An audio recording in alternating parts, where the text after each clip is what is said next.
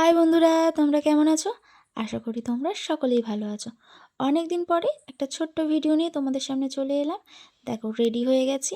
এরপরে ভাই আমাকে নিতে চলে আসবে। আর কোথায় যাব বলো তো?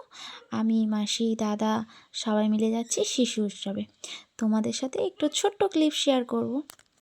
এই বছর তোমরা কে কে শিশু উৎসবে গেছো অবশ্য করে আমাকে কমেন্টেও জানিও। আর তোমরা যদি কমেন্ট না করো, আমি কি করে বুঝবো তোমরা কে কে আমার ভিডিও দেখছো? দেখো কি সুন্দর সুন্দর বাচ্চারা এখানে সেজে গেছে। আমার তো কি ভালো লাগছিল। এর পরের বছর থেকে আমি ভাবছি আমার ছেলেটাকেও সাজাবো। দেখো, শিব পার্বতী যাচ্ছে, আর পেছনে সবাই সাঁওতাল সেজেছিল। খুবই মিষ্টি লাগছিল। জানো, একটু পরেই একটা জিনিস আসবে। আমি প্রচণ্ড ভয় পেয়ে গেছি। আমার থেকে তো আমার ছেলে ভয় পেয়ে গেছে। কিছুতেই আর থাকতে চাইছিল না। সব থেকে শয়তান হচ্ছে এই কালোটা, সবার গায়ে ঢুকে পড়ছিল। খুবই ভয় লাগছিল। আর ছোট্ট নন্দগোপাল ঘুমিয়েই পড়েছে। সে ক্লান্ত হয়ে গেছে হাঁটতে হাঁটতে। জানো তো, অনেক কম ক্লাব বের করেছে। অল্প, দেখতে না দেখতেই শেষ হয়ে গেছে।